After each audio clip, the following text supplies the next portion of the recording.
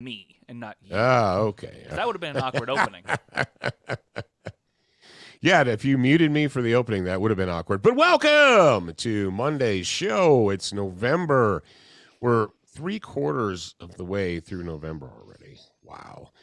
Oh, man. It's cold here in the mountains. It was in the teens this morning. I can always tell when it's cold because I go to let the dog out, and I grab the door and I pull, and I hear the frost seal breaking.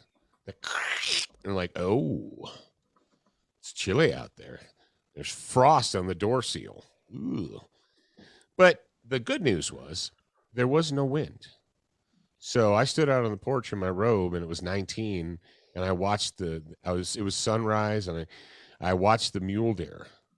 And the mule deer are in rut because I was looking over by where the truck is parked, and here comes two little does. Doop, doop, doop, doop.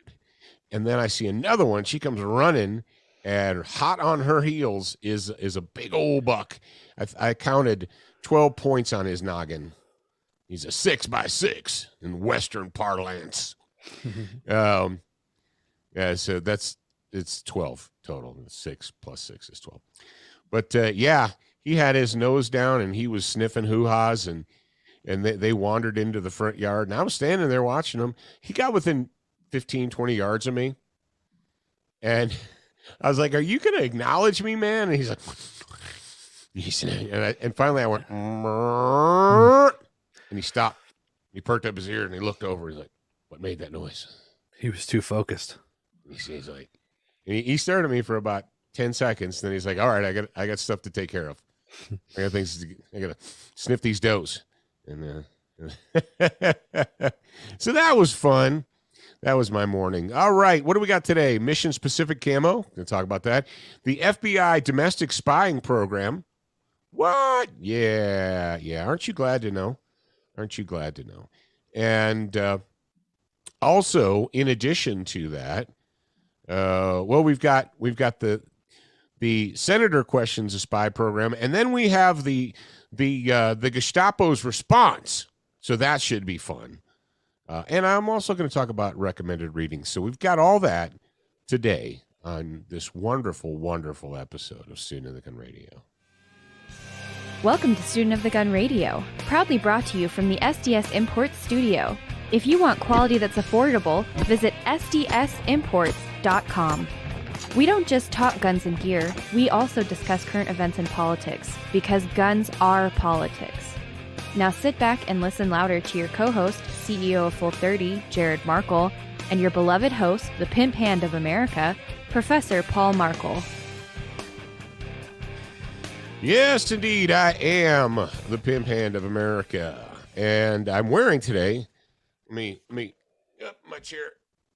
I'm wearing my hooded sweatshirt, my brand new hooded sweatshirt. It is the Be a Man Among Men. Join SOTG sweatshirt. And you could have one too. They're available now, thanks to Zachary's effort. Thanks to the effort of Zachary. You can go to shopsotg.com. And if you're one of those people that is like, that gets the reference and it's like, hey, that, you stole that from the Bush War. It's like, no, you should watch from us. Yeah, no, you should watch the series that we did, because that's kind of why we did this. Kind we of, just released an entire series. Point. Yeah, and you can get that entire series on any video platform. You can go to full30.com. Of course, it's there. Go to full30.com and watch that. It's called Real Men Wear Shorts. That's right. The series Real Men Wear Shorts is available. RMWS. That's right.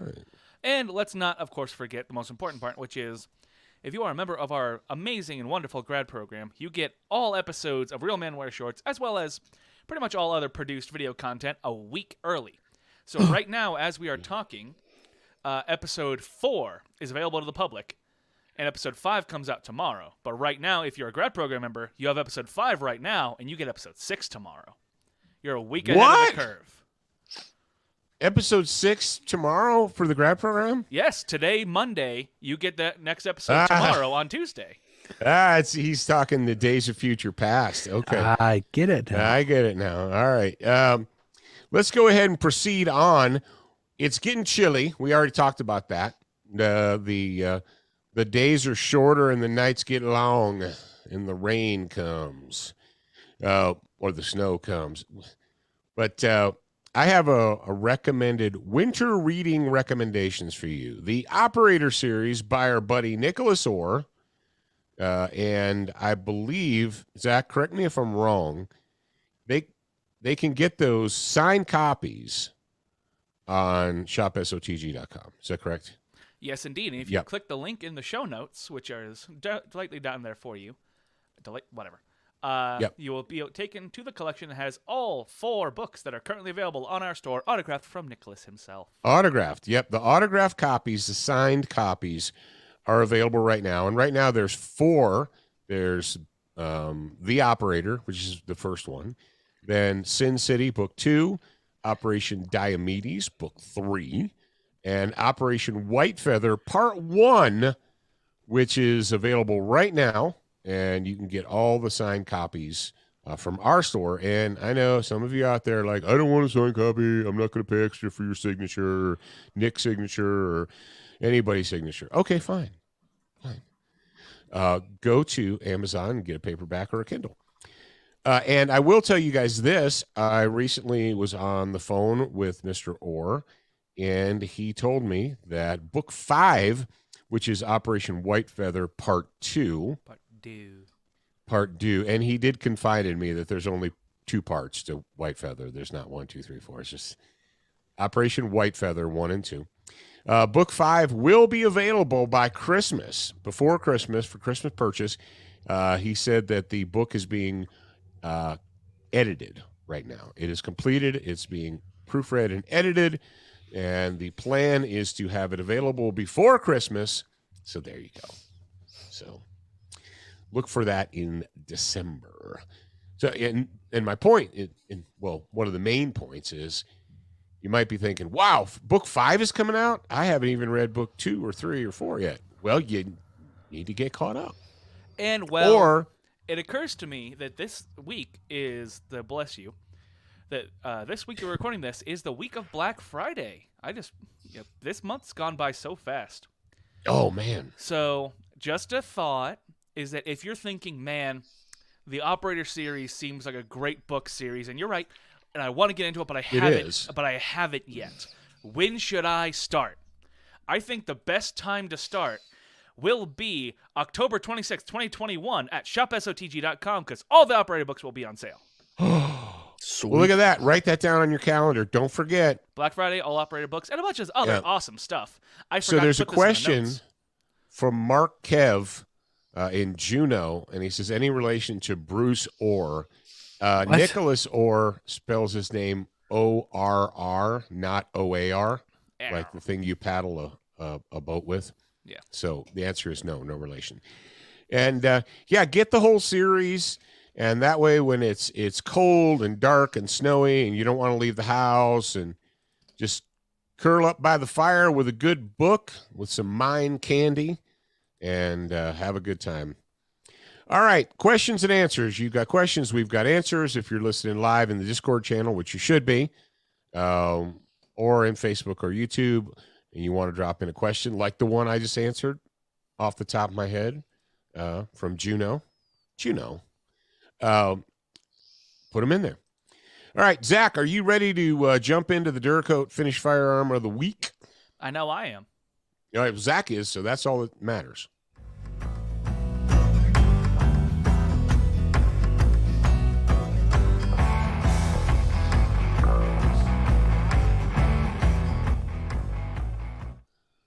All right.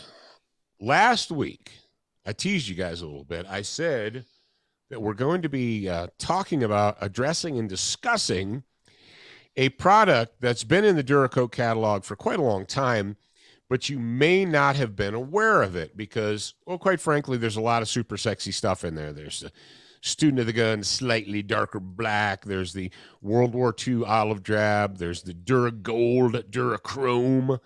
There's the iridescent colors. There's the heavy metal, the Dura metal colors that look metallic when you put them on. So there's a lot of stuff. And it's easy for things that have been in. I mean, if you've looked at the Duracoat catalog, Mother Lovers, it's like 25 pages or something. It's a long catalog. So I contacted Amy and I said, I've got an idea. I would like to promote this product if you would like to promote it. And of course she's like, yeah, do that. And this is what's called, I'm going to see if I can get it to focus. Focus. Why are we not focusing? But these are mission-specific removable camouflage coatings. Let me tell you the impetus behind these. The impetus behind these was essentially military units in our modern world, especially SOCOM units, SOF units, not so much the conventional military, but special operations. They work in every climb and place. Arctic jungle, desert sand, tundra, mountains, whatever. So they've got M4s, they've got machine guns, they got all this jazz. Well, if you're going above the Arctic Circle and you're going to fart around in Norway or whatever, you probably don't want your guns to be green or black even. So what do? You reach into here and you find the white. There we go, mission-specific white. But then you're no longer farting around in Finland or Norway or Sweden or whatever. Now you're going to go to Kuwait. You don't want a white gun in Kuwait, do you? So you take this right here. This is the mission-specific remover. You spray this on it. You take your 3M scratch pad, put some gloves on. Take your 3M scratch pad and take it all off. And then you reach in here and you grab the... these are in no particular order. You grab the flat dark earth. There you go. And you flat dark earth it. But then your unit is going to the Philippines or wherever. So you're like, well, all right, take that off, put the woodland green on. My point is this. I know there are some of you out there in the audience that have looked at a gun and thought, oh man, I really love to do a super sexy cool Duracoat on that. But I live in 4-season climate, right? Like I do. I live in a 4-season climate.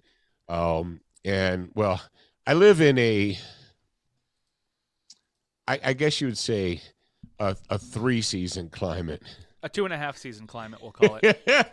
We have winter for 6 months, and then the rest of the seasons are broken down into little tiny increments. We have autumn for a good 3 or 4 weeks. You know, the fall here is at least 3 or 4 weeks long. And the spring here is kind of the same way. So if I had a gun, a rifle, as a matter of fact, I do, and I'm going to be showing it to you very soon, that I wanted to use in summer, spring, fall, and in the snow here, I might not want it to always be white, right? Or I might not want it to always be green or whatever. Now, some of you guys are like, but I got 14 AR-15s. I got one that's white, one that's brown, one that's green, one that's black, one that's, one that's orange, whatever. Cool. But the mission specific, it's mission specific. All right. And this doesn't come with a lifetime guarantee. This isn't one of the things that you put on there and you're like, okay, it's going to harden and I'll be able to pass it down to my grandkids because it won't have rusted or anything. It's not going to rust when you put the paint on it. But the fact is, it's not meant to be there forever because they're assuming that based on your mission, you're going to color the gun based on your mission. And if you have rifle, shotgun, submachine gun, saw, M240, whatever, and you don't want it to always be white or always be green or always be brown, well, then you get the missions. And that's why it was developed. They developed it so that units, teams, and so forth could do up their guns in a specific mission color. And then when that mission was over, they could clean them up, move on to the next mission, so on and so forth. So that's my new project. And obviously, as we're moving into the winter, which will be here very soon. Well, it's pretty cold right now, but there's no snow on the ground. As we're moving into the winter, I will be utilizing the white, and I'll probably leave it on there until springtime. So these are the mission-specific colors. This is from Duracoat.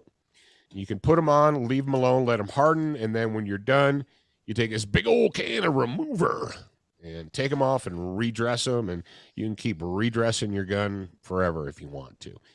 That's in the catalog. It's called Mission Specific. There's a number of colors: black, brown, green, tan, white. I don't have them all memorized, but Jared, where can they, if they were curious and they wanted to find out all about the mission-specific colors, where could they go? Oh, it's super easy. You go to studentofthegun.com/Duracoat. It will contain all the information you need. In fact, there's They'll take you information right there. Everything. Studentofthegun.com/Duracoat.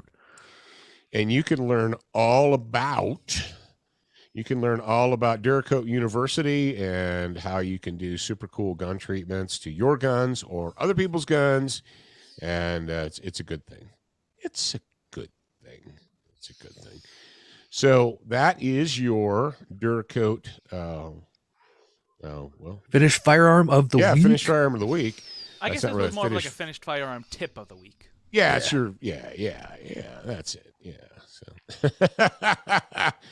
oh man, what kind of colors? There's just, if you want to know, and the cans they're pretty heavy. You can get 6-ounce cans, you can get 16-ounce cans. They're aerosol, so you can do them in your own shop. You don't need. You say, well, I don't have an air compressor set up, so I can't do it. No, you can. You can just do it with the can, man. You do it with a can, man. Let me see. 1, 2. I had to know. 1, 2, 3, 4, 5, 6, 7, 8, 9, 10, 11, 12, 13. 12. 1, 2, 3. 12 different colors in the mission-specific camo coating. You can even do blue if you want to. You can do blue, tan, brown, different kinds of brown, black, all kinds of stuff. There you go. All right, moving on. Well, I guess the best, oh, crap, I can't talk about it yet. Okay.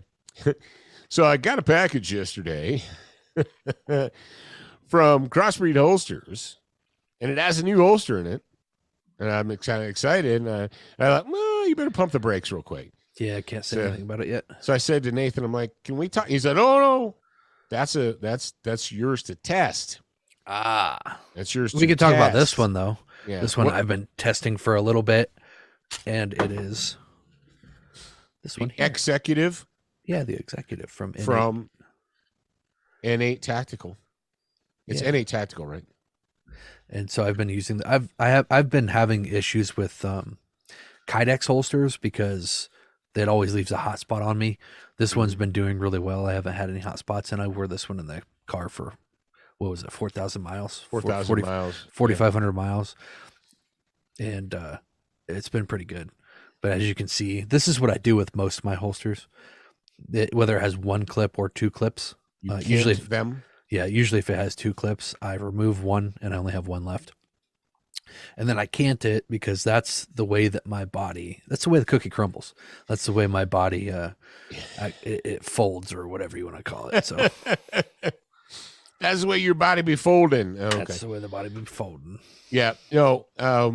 While we were visiting our friends at Crossbreed a couple of weeks ago, we got to go into the design room and talk to one of the head designers. Mm-hmm. And he showed us the new holster system that they're working on, and I actually have all the fact sheet and everything from Nathan. So pay attention, kids.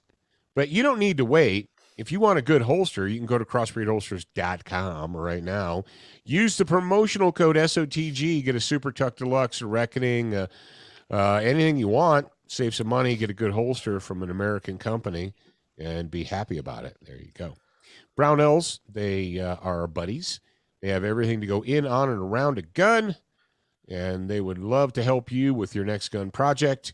Follow those guys at brownhouse.com. Sign up for the newsletter. Or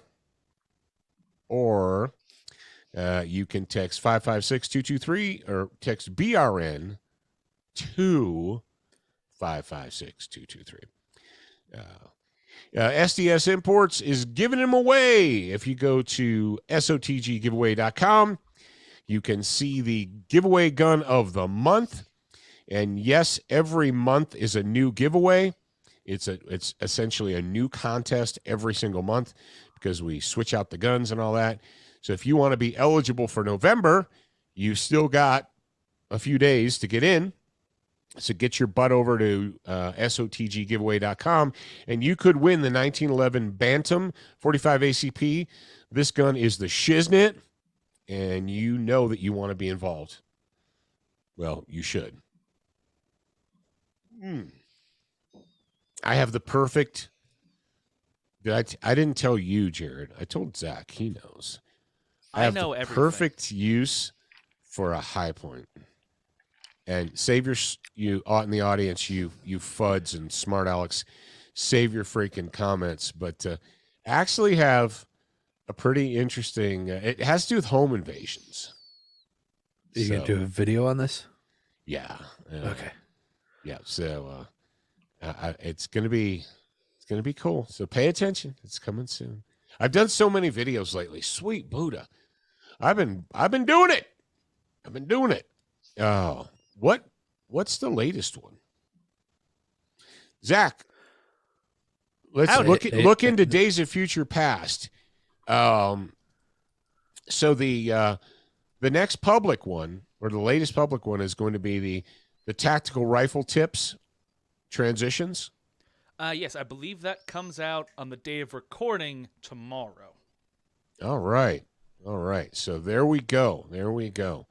Got a lot of stuff for you guys. All right. Since it's Monday, this is your opportunity to close the hole underneath your nose. Open up both. Like I said, this is their opportunity. I presented it in a positive light. To close the hole under your nose, open up both your ears and listen louder. Attention, new listeners. We produced a complimentary online training course called 7 Training Tips That Could Save Your Life. Get instant access by joining the Student Lounge for free at studentofthegun.com. Do you watch Student of the Gun TV, read the blog, and follow us on Facebook? If you answered no to any of these questions, you are wrong, but you can easily fix yourself. Go to studentofthegun.com to find everything SOTG.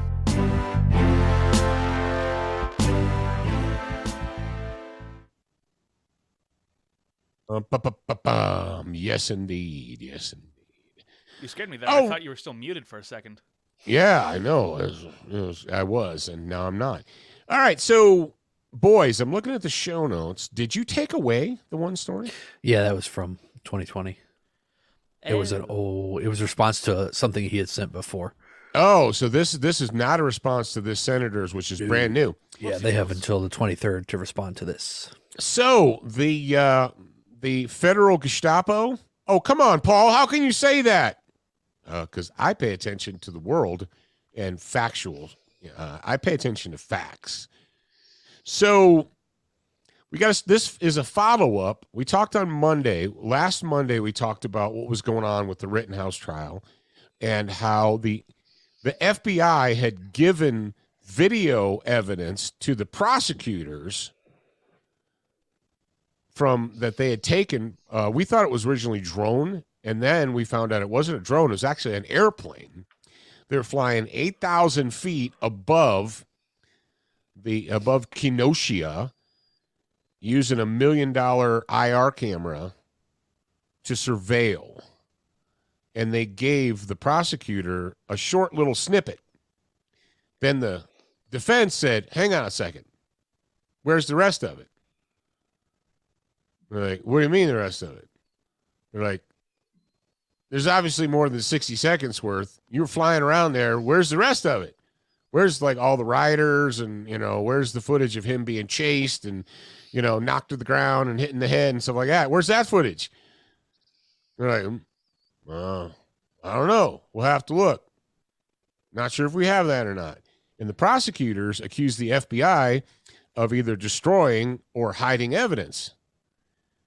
And we, here on Student of the Gun, were like, whoa, whoa, whoa, whoa.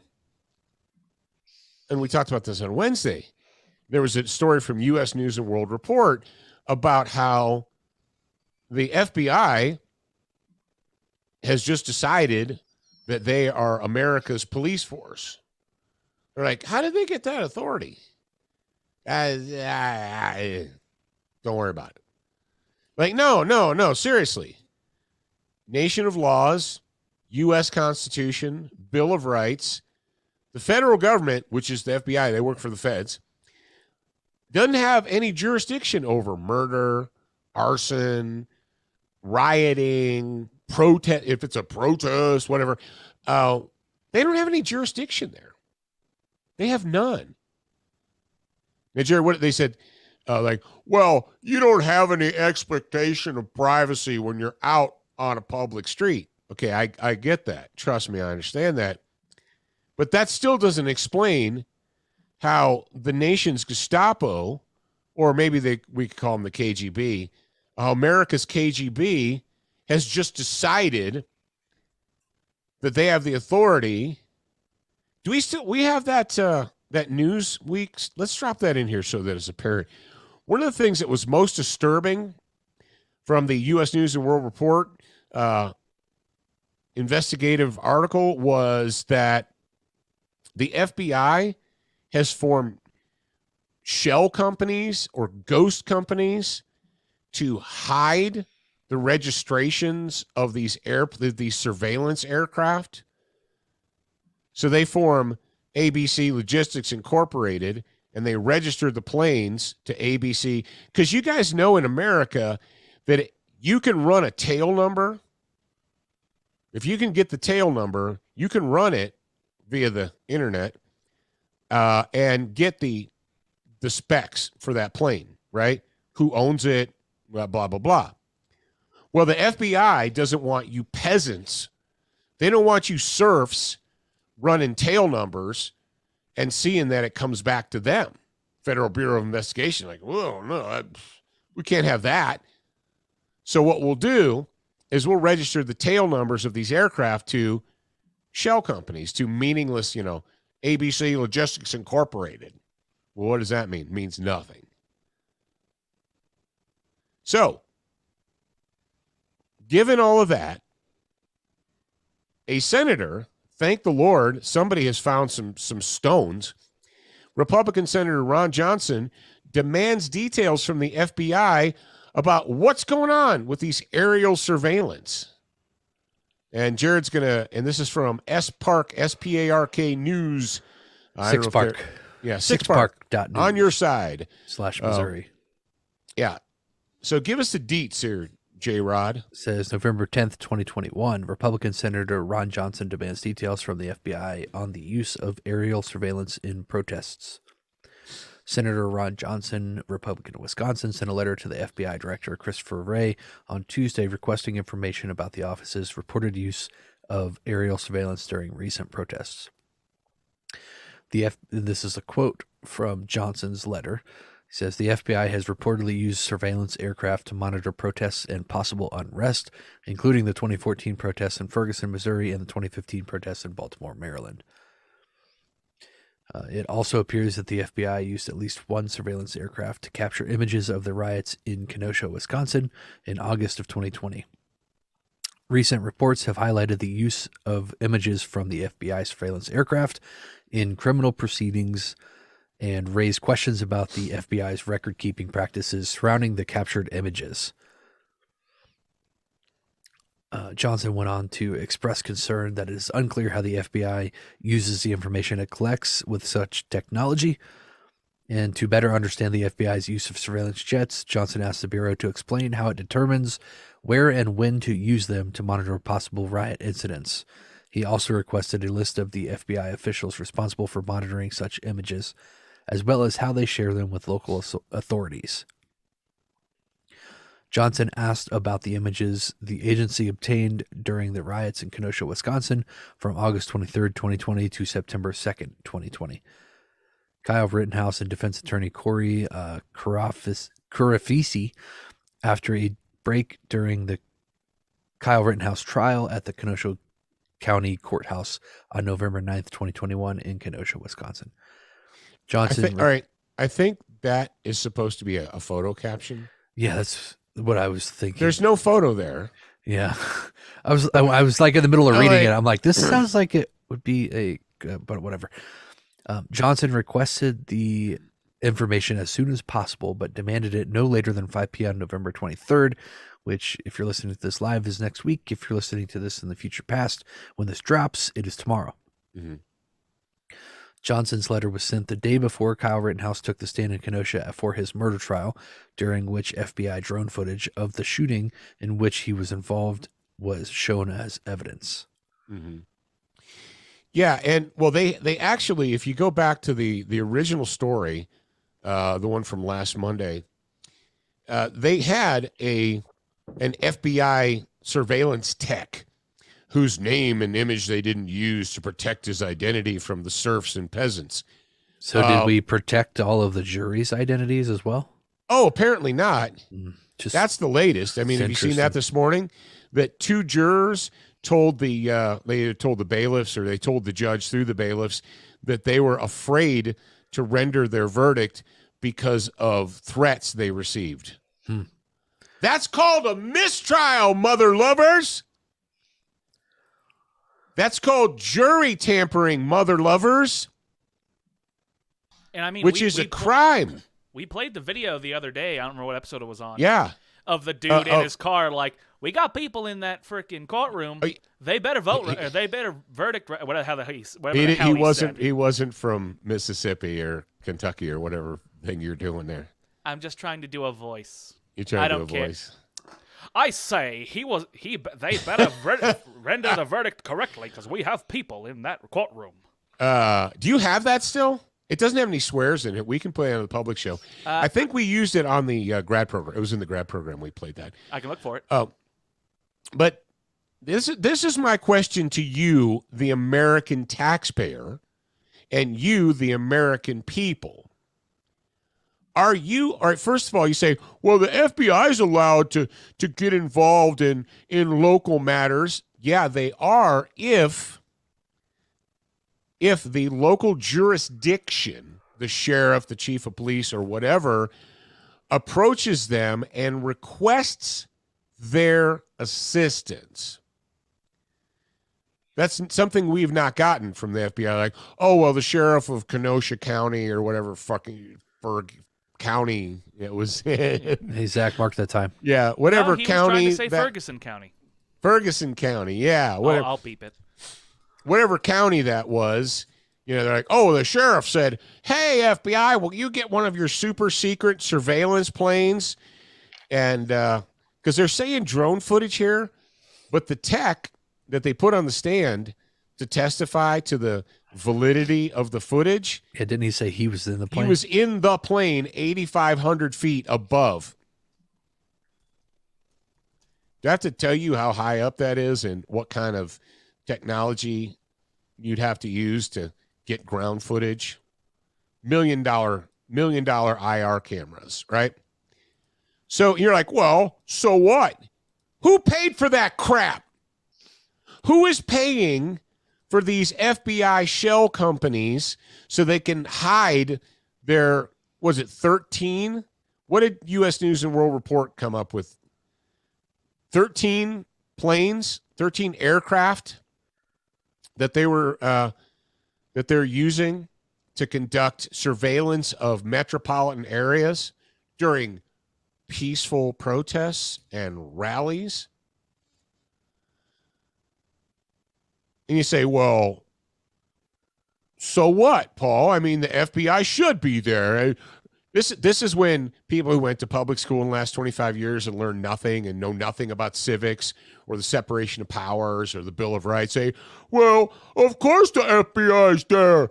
They're the America's police, and they have jurisdiction everywhere. No, they don't. That is not how the United States as a representative republic was set up. The United States, as a representative republic, has a separation of powers, and you cannot just send out the federal Stasi into the states and just have them do whatever they want to do. You say, yeah, Paul, they do. I understand that. It doesn't make it okay, and it doesn't make it any less illegal or any less unconstitutional. You guys understand, and we're going to play the audio from Homie in just 1 second. When someone says unconstitutional, right, and you say, well, that president's not allowed to do that, senators aren't allowed to do that, the FBI's not allowed to do that because they're violating the Constitution, right? They're going against it. Jared, what is the Constitution? Technically, it is starts with an L, has 3 letters. I missed some of what you just said because I was. What is the Constitution?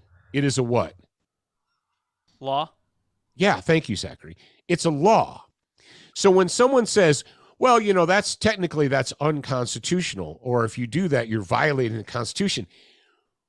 If you do that, that activity is illegal. If you do that, if you violate the Constitution, you are breaking the law. Ergo, when a federal agency goes outside of their jurisdiction, when they exceed their mandate, when they go beyond what the Constitution allows, that's illegal. That's breaking the law. Oh, you already had it in there. Dang. All right. So I'm going to be quiet right now, and I'm going to let you listen. This is from last week. This is I don't know, Instagram Live or something. Homie's in his car filming himself, letting y'all know. So this guy, real quick, I guess there's more information that's come out that there are reports that he's like George Floyd's nephew or whatever, but I haven't seen any confirmation of that. However, we do know, and it has been confirmed, that he is he's from the Twin Cities up there in Minnesota. He's a local BLM leader. And so I'm wondering what a Black Lives Matter activist has to do with this trial, but whatever. So this dude is a local leader in that BLM. Jury intimidation. Please play the video. I forgot the Facebook starts the videos off muted. All right, and in the Kenosha trial, but there's cameras in there. It's definitely cameras up in there, and there's definitely people taking pictures of the juries and everything like that. We know what's going on, so we need the same results, man. We need the same results. Justice for Dante Wright, justice for Austo. I ain't even gonna name the people that I know that's up in the Kenosha trial, but there's cameras in there. It's definitely cameras up in there, and there's definitely people taking pictures of the juries and everything like that. We know what's going on, so we need the same results, man. We need the same results. Justice for Dante Wright, justice for Austo. Justice for what? yeah. I'm sorry. He went on to name. He wants justice for a laundry list of criminals, felons, and scumbags. Oh. Yeah. Yeah. I was confused. I'm like, who? What? Yeah. He want justice for them. Yeah. So you might be asking yourself, and rightfully so, why is the Black Lives Matter organization concerned about the outcome of this when none of the participants are black? Yeah, and I None just of the- saw a Tucker Carlson, is that his name? Uh-huh. Tucker Carlson was on talking to Candace Owens, and basically they were discussing how the media seemed to be kind of not like they were implying that the people who were shot might have been black. What? We have their photos. We've had their photos for over a year. When they talk about it, they don't show the pictures. They don't show the pictures. They just talk about how there was a BLM rally going on, and Kyle shot 2 people. So he killed black people. Then that's the thought. No, everybody knows he didn't. Well, Everybody knows that the people who died while attacking Kyle Rittenhouse were not black. Kyle Rittenhouse is not black. it's almost like BLM is not actually about saving black people, but rather about being a political terrorist organization. The BLM is the SA of the modern Democrat Party. They are the Sturmabteilung of the modern Democrat Party. They are thugs, and they do what they're told. The Democrat Party tells them where to go, where to agitate, and they do that. And if you guys don't understand that by now, if you're like, oh no, they're all about justice and keep it in justice for black people. Really? Where do all the donations to blacklivesmatter.com go? Well, they go to help disenfranchised black people. Really? They do? Boys, remind the audience that if you want to donate to Black Lives Matter and you go to their website, remind them where your money goes. And they don't even hide it. I guess they figure that people are just too stupid to look all the way. Jared, are you going to? Yeah, there's secure.actblue.com. And if you go to actblue.com, it is a processor that, where did it go? Actblue.com. Yep. So you are upset and you think that black people in America are being mistreated and police are all racist and blah, blah, blah, blah, blah. And you're going to make a difference.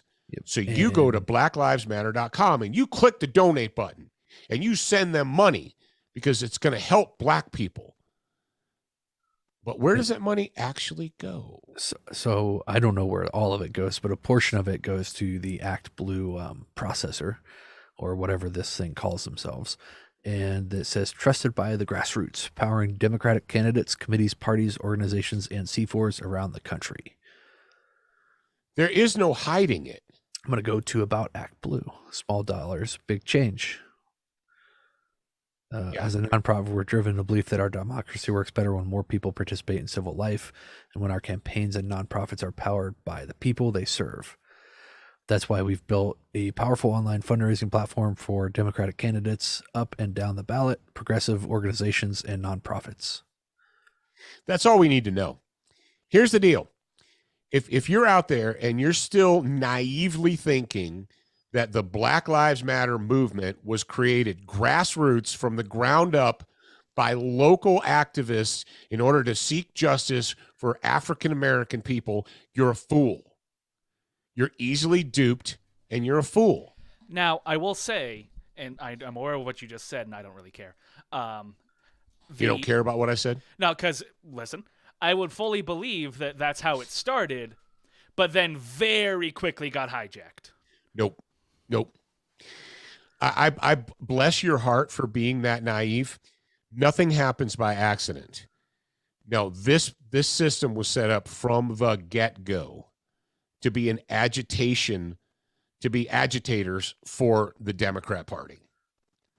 They're behind it, they're funding it, and they're actually making millions upon millions of dollars from middle-of-the-road American imbeciles who think that they're doing good.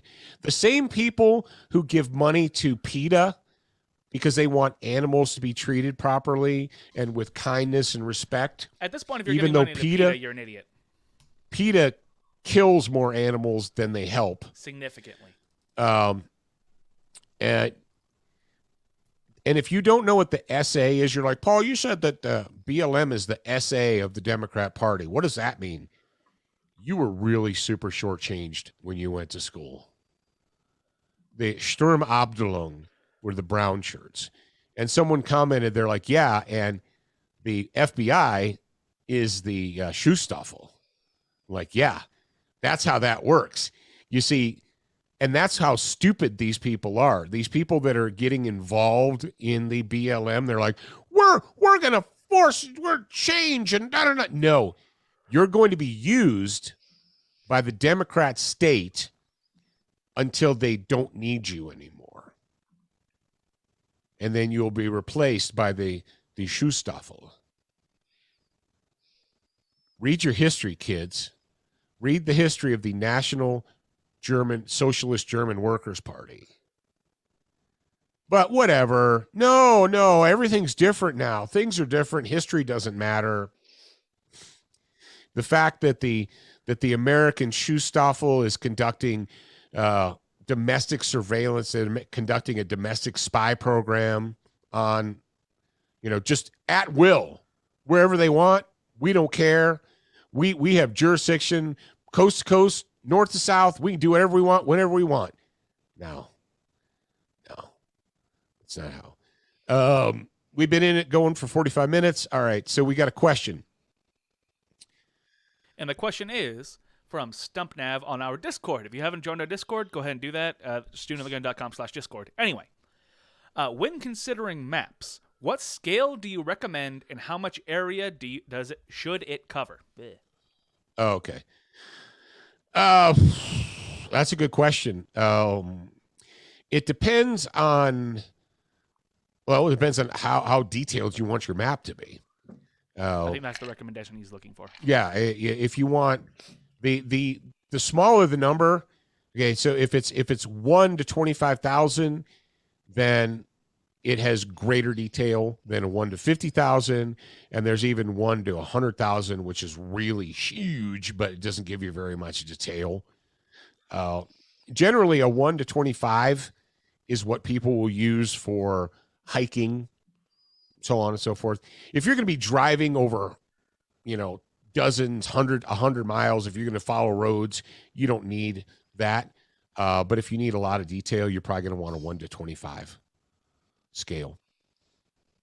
So that's if you really want a lot of detail. And we use mytopo.com. We don't get a nickel from them. They don't even know we exist, but that is the company that I've used to buy, because you can get a map of anywhere in America, I don't know, probably in the world, but I know anywhere in the United States. You can just tell it where you live, and you can make it as detailed or as plain as you want. And they print them on really good, thick paper. It's not the cheap gas station map paper. It's really super high quality. So once you get one of their maps from MyTopo, you can repro it. You put it on a copy machine, make a whole bunch of small ones or whatever. But yeah, if you're looking for detail, I'd go with a 125. How's that sound? Yeah, go to MyTopo and say, Student of the Gun sent me, and they'll be like, who? What? They're like, who's that? We should look What them you up be and give talking them about, money. Willis? They're gonna be like, we should look into them and give them money because they helped us get business. Yeah. I found some numbers. Here we go. All right. So, according to the 2020 impact report for BLM, $90 million was raised in 2020. Act Blue takes 3.95%. That is $3,555,000 that goes directly to Democratic candidates. That goes to the company. Yeah, to Act Blue. Yeah. And then they take and they've said it in their mission statement right here.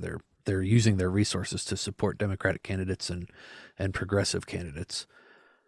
So that's in 2020, because of the BLM donations, whoever donates there, 3.95% of that goes to Act Blue. So that's about $3.5 million. Yeah, that's their cut. It was their cut, yeah. And then that's the, I don't know where the rest goes. There's a whole report here that says $8.4 million in operating costs. So that leaves 90 minus 8.4. That's about $81.5 million of where that goes. Who knows?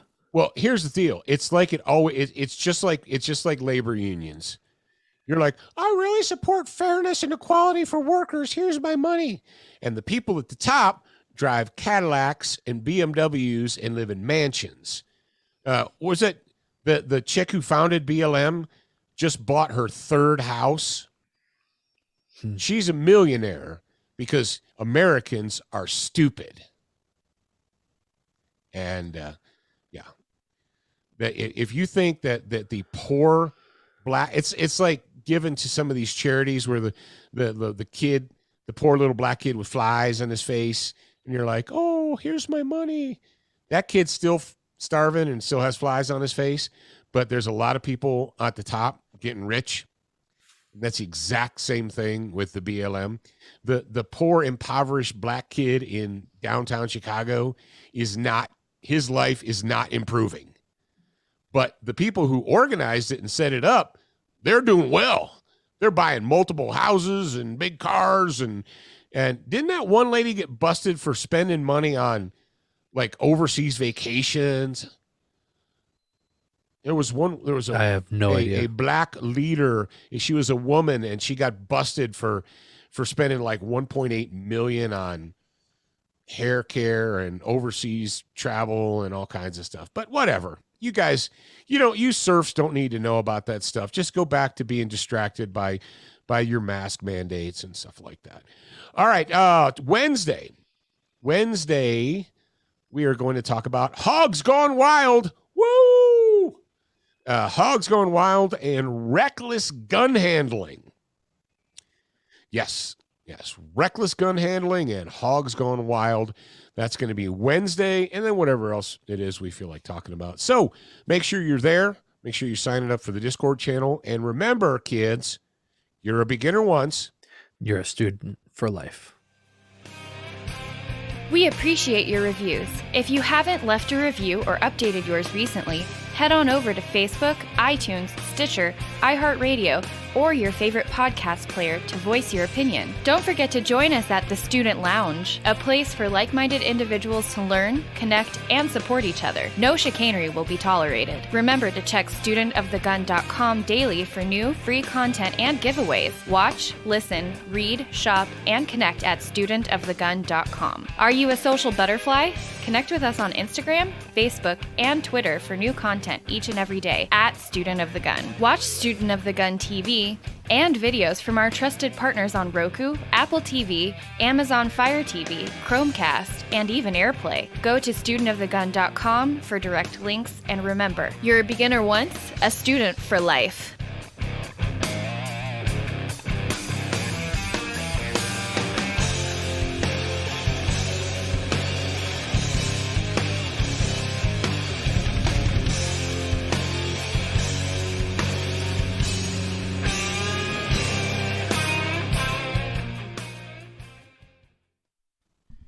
All right, and that's the end of episode 1. Can we take a 15er? Yeah, we can take a 15er. All right, because I got to use the bathroom and tear something real quick. Okay, so it's 10:10, so at 10:25 we'll be back. Sounds good to me. Okay. Guys, we will see you then. Until then, enjoy these snazzy tunes.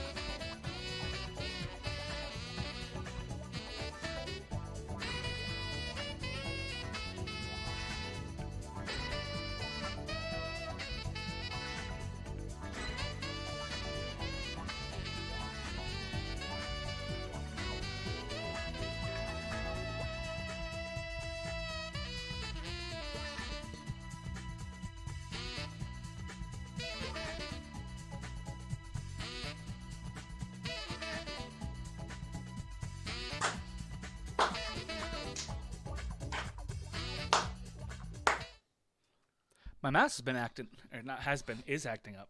And your Your math is acting up? my mouse. For Your some reason, it's like mouse. really super touchy all of a sudden. Maybe just because I was just on my other computer where the mouse is way less sensitive. Ah. But who knows? Maybe everything's broken. I don't know. Alrighty. Why is this messing me up so bad? It normally doesn't mess me up this bad. Alright. So, I did the thing I was wanting to do in our break, in addition to going to the restroom. So, I'm happy about that. Didn't quite get everything I wanted, but hey, close enough. Alright. Radio. Doot doot doot doot doot doot doot doot doot doot. Yeah. Doot doot doot doot. An amazing musical piece brought to us by our friend. His name is leaving my brain. His name is leaving my brain. Help me. Help me. Help me. So you have the commercial? The Black Friday commercial? No, I have a picture. Oh. Okay. And I'm going to be speaking into the microphone to tell the people personally what exactly. Okay, you're going to do. Okay, got you. Me, Got you. Zach So you Markle, will. with my mouth. I'm going. You're to going to talk use your about mouth to say words. that. Yes. Ding ding ding. Okay. Jingle bells, jingle all the way. All right. Mm-hmm. Oh, that's a great idea. I should get some Christmas music to play in the background. Generic Christmas music. Videos. Royalty free. That's a good word. Royalty free Christmas music. Let's see how this sounds real quick. Close that.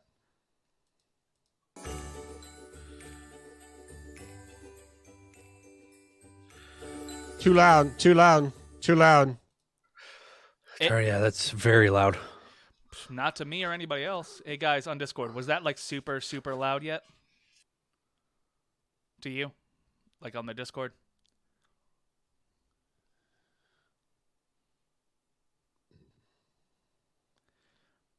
Okay. To me, it was like touching the bottom of the frickin' slider. To Discord, it sounded perfectly fine, so it's your fault. It's not my fault. Well, I guess just get over it. Well, okay, let's try this. What if I do this Really? No, instead? it was very loud on my end All right. too. So it was your input to the call. It was loud. Well, I don't have a separate input to the call over Discord, so, you know. Oh, okay. Anyway, so let's try this and let me tell me what you think. There we go. Wait. There you go. Yeah, that's much better. Okay, I turned the volume down on the YouTube video rather than on the Oh, slider. okay. There you go. Yeah. All right. So I'm ready when you guys are ready. We're all ready already. Discord. All right. So, yeah, okay. It was just you guys. All right. Bueno, bueno, bueno, bueno.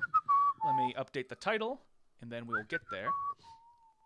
And then we will start up and delete that real quick. Boom, boom, boom. Happy. We are the Hogs gone wild. All right. Boom, boom, boom. Douche. Douche, douche, douche.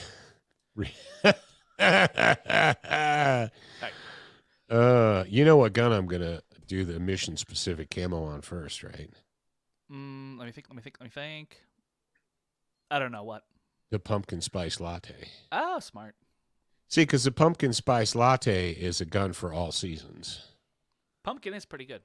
Pretty tasty. So we had the typical crybabies. I'm sorry, but I'm sick. I'm sick of the crybabies. Remember when a couple of years ago when it came out and they were pricing them at $17.99? Yeah. They're like, What are you talking about? Oh, the PSL. I'm gonna do the mission specific camo on the PSL. So what I did is I shared a picture of it in the raw. Yeah, I saw First. Against the Rocks. Yeah, it's the vlogs, but whatever. Is it still PSL season? Yeah, and so what I'm going to do, my next projects, I'm going to take it out there and I'm going to do the mission specific. Then I'm going to show it before after, which was my plan, is to show a before picture and then an after picture. Well, people are like, they're too expensive. They were $17.99. Now the MSRP is $26.99. If you could find one. I went on Gunbroker, and you can get an actual Dragunov, for $11,000. They had a Chinese Dragunov that just went for $8,500. But yeah, they're like, So it's a Chinese Dragunov? it was basically a Chi-Com version of the SVD. But China Dragon. Yeah, and here's the deal. People are like, oh, no. They're not going to get cheaper, and they're not going to be more prevalent. Correct. So you can just stop crying. Yeah. Oh. Maybe if I cry more, they'll give them one to me for $100. No, they won't. Real quick, public PSA before we start the new episode. The movie The Eternals that just came out sucks. Don't go watch it. It's a steaming pile of crap. Very not You know good what's? movie. You know how? What was is it? The The Eternals. Eternals? It's the new Marvel movie. Oh, yeah. Imagine the Justice League, but all the characters are boring and it's less cool. Yeah. That sounds awesome. All right. You know what's crazy, Jared? When we walked into that McDonald's a couple weeks ago, and the toys were Eternals toys, Yeah. for the Happy Meals, and which is just stupid because no kid who is going to get a Happy Meal is going to look at that. It's not a GoBot. It's not a Transformer. It's not a Pokemon. It's a little Marvel superhero that no 5-year-old has ever heard of and has no idea what it is. It's just a little red or blue or green thing. Yeah. I looked at that poster and I thought, that movie's going to suck. You were correct. I didn't know anything about it. All I knew was that Rob I had Stark never was even in heard it. of it. Yeah, all I knew Huh? was that Rob Stark was in it. And obviously the actor. But yeah. Okay, there you go. Perfect. Thank you for saying that, Dad. It's like if you were to cross the Power Rangers with the Justice League, except it was super boring and everyone was lame. Yeah, and I thought that the Asian dude. See, this is what all right. No, it Can wasn't we do Wu. the show? I know. Yeah. You want to talk Can about this we- on the show? Yeah, let's do Okay. the show. All right. And Dad, go ahead and start us off. New episode in 3, 2. All right, kids. Man, we've got so much cool stuff to talk about today. You don't even know. You don't even know, but I'm going to tell you. I just did. I'm going to remind you that 'tis the season, and I haven't talked about this since last year, so I'm going to talk about it again. We've got a Brownell's bullet points for you guys. Zach is going to tell you what's going down at Student of the Gun for the what's Friday in Spanish, Zach? I haven't gotten that far in my Duolingo yet. Freitag. That's German. That's the one I know. Yeah. On Freitag Negro. That's a little bit of German Spanish linkity for you. Viernes.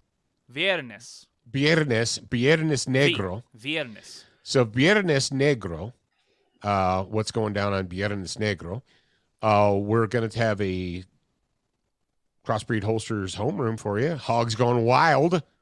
And then a real quick discussion about liberal dispensation. In case you forgot what liberal dispensation is, we're going to remind you all of that and more on today's super cool, awesome, spectacular episode of Student of the Gun Radio.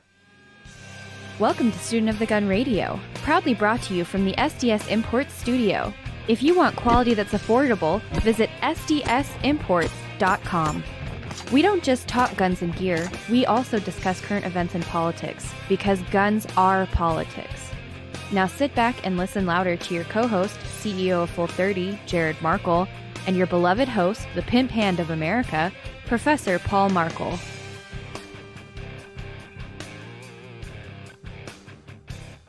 All right. You see, that's why I have my headphones turned up to a decent level. So if I muted my mic and I start to talk, I can tell because it's not coming through here. See, does yours do that, Jared? Do you talk into your microphone and you can't hear it in your ears? That's why. No. See, Mine does not do that. yeah, see, that's why you were always talking into a muted microphone because you don't hear that. But Yeah. regardless, the Eternals movie sucked. I knew it was going to suck the moment I saw the poster. But I liked it. No, No, you didn't. You didn't know see why it. I liked it? Because I didn't watch it. there you You go. didn't watch it. That's the best way to watch the movie is to not. See, I looked at the poster, and I thought that the Southeast Asian dude, I thought it was the guy from, Doctor what's Strange? his name? From Doctor Strange. Yeah. The guy who played Wu. Right? Kublai Khan. Wu? Was that his name in I'm Doctor checking- Strange? Wu, Doctor Strange takes me to Benedict Wong. Benedict Wong. Okay. Oh, yeah, I thought Wu. it was Wong. Okay. Wong. So I thought that it was Benedict Wong who was in the Eternals, and it wasn't. It was some other guy. And you say, you're a racist because you think, no. Do you know what they do with movie posters on purpose? What they'll do, have you ever looked at a movie cover and thought, oh, that's whomever? That's this whomever star of that movie, right? That's the guy I know. And then you watch the movie, you're like, that wasn't that guy. This is what Hollywood's been doing since the VCR age. They airbrush and mod the images so that they look like images that you are familiar with. They'll make an actor look like Tom Cruise or look like just fill in the blank. Whomever. Now, if you look really close, you're like, oh, I don't think so. They do that because they know that most people will just look. They won't even read the names or anything. They'll just look and they're like, oh, I like that guy. Oh, I like that actor. Yeah, let's go see that movie. And I can tell you right now, it was about 30 minutes into the movie before I was able to convince Sammy that wasn't Wong. Yeah. She's That's like, pretty no, funny. that's that guy. No, it's not. And This looks just like that guy. At first I thought it was, but I was like, no, he's doing stuff that Wong doesn't do, and also he's taller and buffer. Yeah, so I knew, but I looked at that poster and I was like, that is a boring poster. Mm-hmm. First of all, they just took 7 or 8 people and stood them in line. Here we are. Okay, that was boring. Yeah. And I'd never heard of it. Like nothing. Now, oh, you mean the first time I movie? heard of it was when I walked into a McDonald's on the road so we could get Ruth a Happy Meal. And I looked at that thing and I'm like, what is this? Yeah. Oh, that's a new Marvel movie. Don't you know? I'm like, no. They've done a terrible job advertising it because they knew. They knew. And then after we were on the road, we came back and a week later, I saw a blurb. Somehow it popped in front of my eyeballs. Angelina Jolie defends new Eternals movie saying, or critics don't approve of same-sex relationship. And I'm like, whoa, Yep. whoa, All right. what? That was something I was going to mention. Is because here's the thing: Disney is a multi-billion-dollar company. They can look at their projects and go, "Oh, this is a bomb." So it's like, did they deliberately hide the first openly gay relationship in a Disney movie in a movie they knew that nobody was going to watch?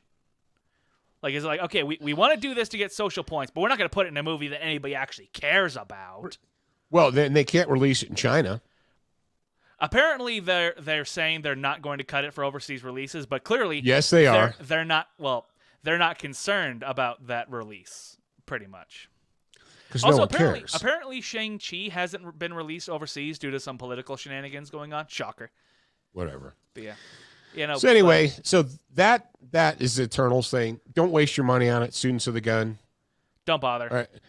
Let's go ahead and can we face facts for a second? Yes.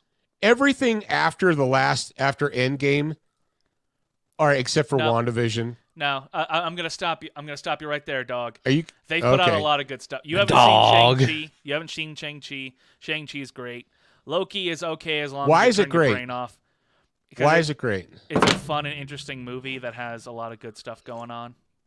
But okay, It's I don't fun, know it's actiony, any. has I some don't know fun any of those events in it. people. That's fine. Any of which None of the people? people in these things. Here's the thing. Well, we didn't know Thor. any. We didn't know any of the Guardians of the Galaxy either. That's very true. Yeah, I knew Rocket. Oh, you knew Rocket? Yeah, I But did. I what knew was he- Rocket the raccoon. What was he from? He's from Guardians of the Galaxy. And you know that now. But when you knew about Rocket Raccoon, did you know who the hell that was? No. Yeah. No, you didn't. No, I knew that character. I didn't know the other ones. But my point is this. Here's the deal.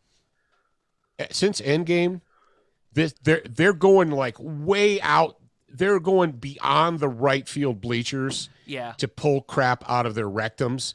They're like, hey, this guy was in a comic book 17 years ago in 3 episodes. He's a superhero now, and everyone should love him. And everyone in the world's like, who? Yeah. What? But again, and that's something I told Sammy is that they're going they're putting way too many eggs into the we want to get Guardians of the Galaxy again basket. Like there are still big superheroes they haven't done yet, but they're like, come on, we can do Guardians again. We can do Guardians again. We can, and they can't. Yeah. In The addition, Eternals Yeah. and also go eat it. because this movie sucks and nobody should care, and if you do care, that's your fault. So the ending credit sequence, right? Guess who No, you showed up? can't do this. No. You can't do this. Who cares? All right, spoiler alert. Spoiler alert, 3, 2, 3, 1, 2, go. 1. The stinger at the end, or the mid-credit scene, was Pip the Leprechaun and Starbro, the freaking dude from One Direction. And the second that magical leprechaun showed up, I was like, oh, hey, look, it's Rocket Raccoon. Because I could Wow. tell what they're trying to do. I think it was Seth Rogen as well. And I was like, man. the second he showed up on screen, I was like, I don't care. I don't care. Now, I told Sammy, because what happened was they're on the ship or whatever, and it's after a mission, and suddenly he's like, what's that sparkly portal thing at the end of the room? And I told her, after we left, it's like, if that had been Howard the Duck, I would have jumped out of my chair and cheered. Okay, yes, because they've been teasing us. Those scumbags have been teasing us with the Howard the Duck reboot Every couple of for movies. 10 years. No, I think they're doing it kind of right, which is just kind of have him around. But at the same time, if they did like an actual Howard the Duck, like he's supposed to be, like kind of like Duckman.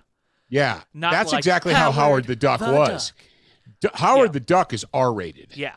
If they were to do an R-rated Howard the Duck comedy, that would probably work. Especially Yeah. now that everyone was like, oh, that's so stupid.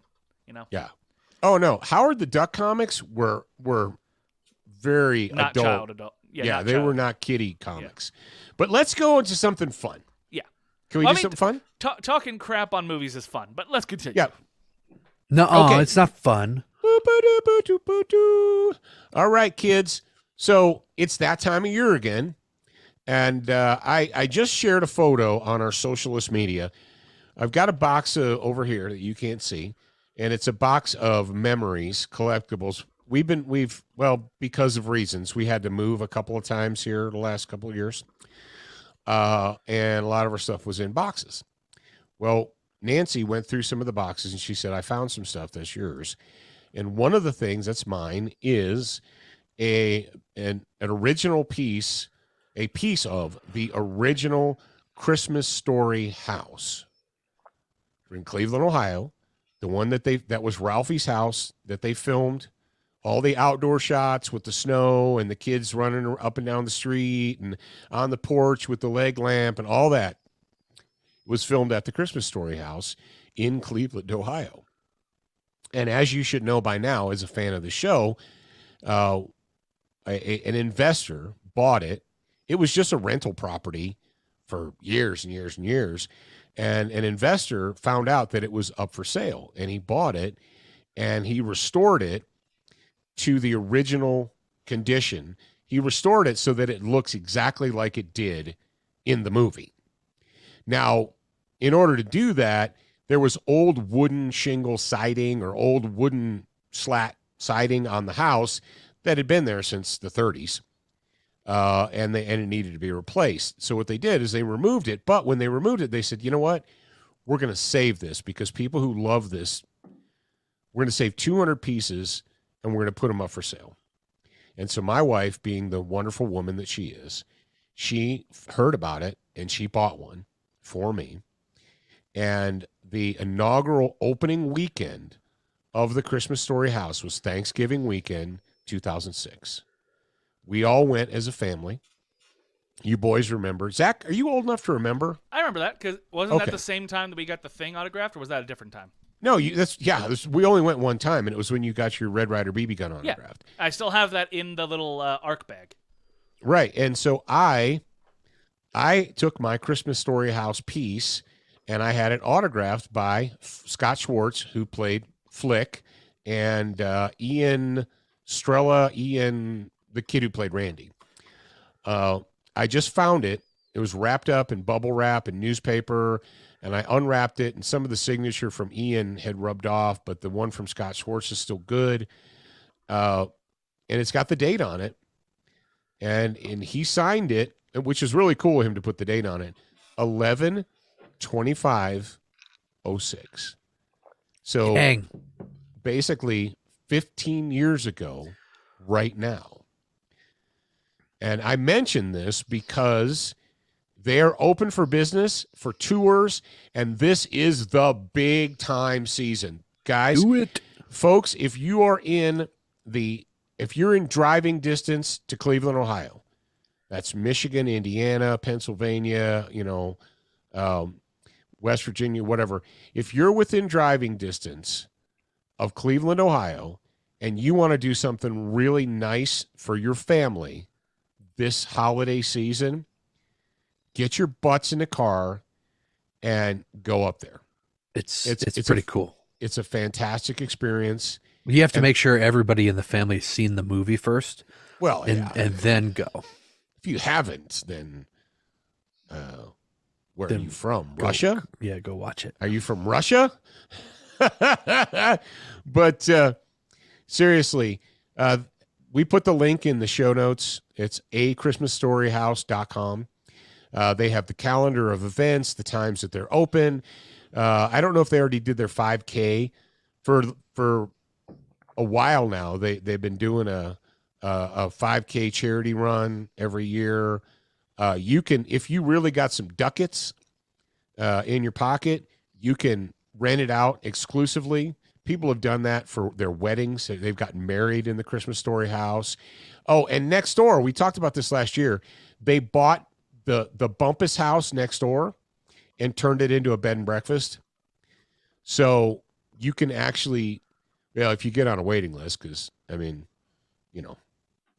there's only so many rooms, and this place is really popular. But you can stay in the Bumpus house next door. You can actually, if you've got, like I said, if you've got the ducats, you can reserve the Christmas Story House and stay there. People have done that for family get-togethers and weddings and so on and so forth. So we're coming into the Christmas season now. It's the holiday season. Even though the people in Washington, D.C. are a bunch of scumbag criminals, we need to enjoy ourselves.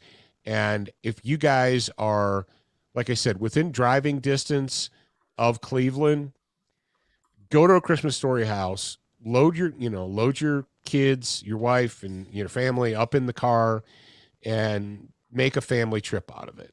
I highly recommend it. I can't recommend it enough. We had a wonderful, fantastic, memorable time while we were there. So do something good for your family. Do a wholesome family thing this summer or this winter, whatever. All right. Q's and A's. You got Q's. We's got A's. Weezy's got A's. Yeah, we do. Does we? We does. If you've got a Q, put it in the notes, or not the notes, put it in the Discord channel or the comments, whatever you're listening. The best place is to put it in live stream comments channel in Discord. If you're not part of the Discord server, go to studentofthegun.com/Discord and get in there. Post those comments or questions in there, and we will get to them at the end of the show. All right. Let's go ahead and move right into our Brownells bullet points of the week.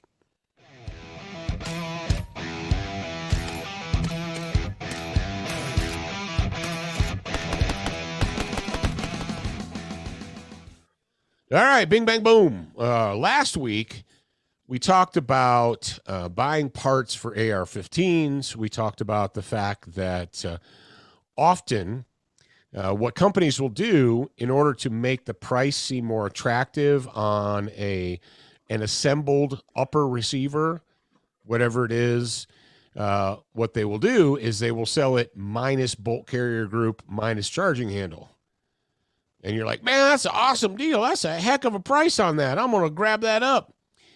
And if you don't look closely, you're like, oh, there's no bolt carrier. It's not going to go bang without a bolt carrier group.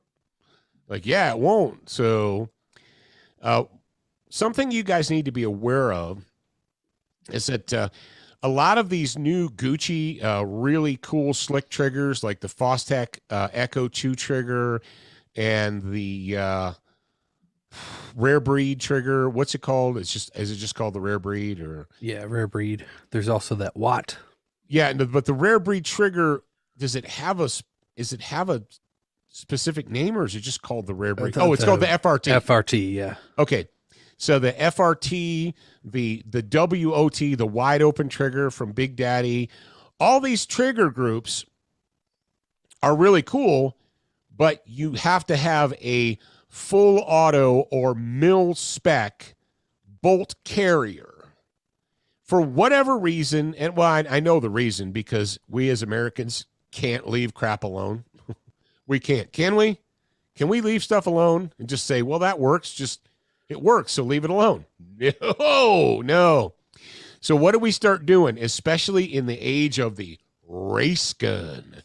In the age of the race gun, and I don't mean like race war or race riot, I mean like racing.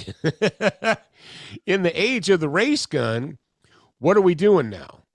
Oh, we're making special lightweight bolt carriers, and we're making ones that are drilled and pinned and skeletonized and all this stuff. Well, here's the deal, kids. If you buy one of these cool triggers and you have one of these funked up bolt carrier groups, it won't work. So you need to understand that. And to be honest, I know that there's probably, I should get Zach Hall on the phone and ask him and say, as a professional gun builder, what is the advantage of a lightweight, trimmed down bolt carrier? You know what I mean? Yeah. Well, we know it doesn't work for the stuff that we're talking about. So right. But, people are like, oh, I don't know. And somebody that's listening on Facebook right now, tag Zach Hall, please. Who is a gunsmith. I don't want your personal opinion, okay? I want the opinion of somebody that builds guns for a living. Not that your opinion doesn't matter. Don't cry, or you can cry, but I'm not going to care. Seriously, and it's like Glocks, okay? A Glock 17 from Glock works. It works all the time, every time. It feeds every type of ammo you want to feed it. You know when Glocks start not working right? When people fudge with them. When they start drilling holes in them. When they start adjusting the triggers to be super light. When they, start putting titanium barrels and all this stuff. When people start trying to turn Glock pistols into race guns, then they become finicky eaters. When they alter the weight of the slide, when they modify, because when Glock made their guns, they're like, okay, we know how much the slide weighs. It weighs this much. And so we're going to put this much spring pressure on the recoil spring. And they're going to work together.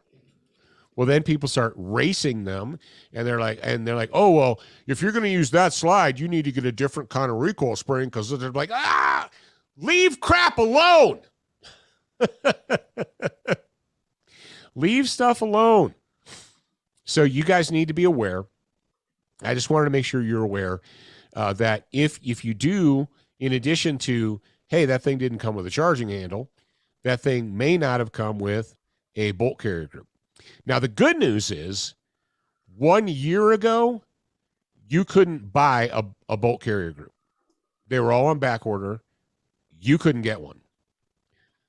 That has changed. Now they're in stock.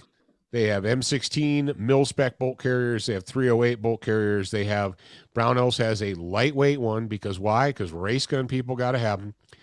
But the fact is, the good news is bolts and bolt carrier groups are in stock as opposed to last year when you couldn't find one. They were just gone. That was it. So if you want to take advantage of one of these really cool triggers like the FRT or the WT or the Echo 2 or whatever, you need to make sure that the black rifle you own, and you might not, you're like, the gun I have it has whatever it has. How do I know? That's a good question. If you only have one and you don't know, you might have, they have some that have like the little medium. They have like full, medium, and lightweight, or big, medium, and small, or large, medium, and small, or whatever. You need to figure that out if you're going to do that. And even if you're not, and also because the carriers have a different weight to them, if you're having problems with your AR, with cycling issues, especially if you built it, your bolt carrier may not be compatible with the spring pressure because, one's lighter, one's heavier, and so on and so forth. So be aware of that. The good news is bolt carriers are back in stock. They're not unobtainium like they were a year ago. That's the good news. And then the other thing with building an AR is you need to know, is it an auto or a mil-spec bolt carrier, or is it one of these mid-length ones, or is it a short one, or whatever? Okay, so that's something to consider. And that is your Brownells Bullet Points of the Week. Sign up for their newsletter or just text BRN to 556-223. All right, now it is time for me to shut my mouth, and Zach is going to deliver some information into your ear holes. So pay attention. Yes, indeed, I am. As you know, this weekend is Black Friday weekend, and I've done a terrible job about letting you know about it ahead of time. So I'm just going to go ahead and let you know about it right now. This Black Friday weekend, we've got the Bobcat knives. They are on sale not right now, this Black Friday. We have the original Enhanced and Combat Lifesaver kits that are on sale. The PFT vinyls are back because we know that you've been asking about them. And, of course, we've got the Black Friday box Redux this year. Anybody who places an order between the 26th and 28th, that is obviously Friday, Saturday, Sunday, is eligible. No minimum orders required. This will include a one-of-a-kind PLS, a special book, survival gear, and more. You can also send a handwritten postcard to P.O. Box 575761, Salt Lake City, Utah 84157. Attention, Zach, for an entry that does not require a purchase, because legal stuff. So, yep. Thank you very much. There will be on the site on the Black Friday day, there will be all the sales, all the great stuff. We got all kinds of amazing stuff. Get in on it. Boom, and that's at shop SOTG. I thought you were going to put a picture up. I thought I was too, but apparently it didn't download or something. So I'll put it in post. Because there's me doing this. Yeah, I'll put it in post. If you're watching live, you got the wrong version. All right, so that's it. The good news is Zach is working hard for you. Zach the Shipping Ogre is working hard for you freaks. So show him some love. Show him some love. All right. We talked about our buddies at Brownells. That's awesome. Duracoat, why? Because life is too short to have an ugly gun. That's right. Life's too short to have an ugly gun.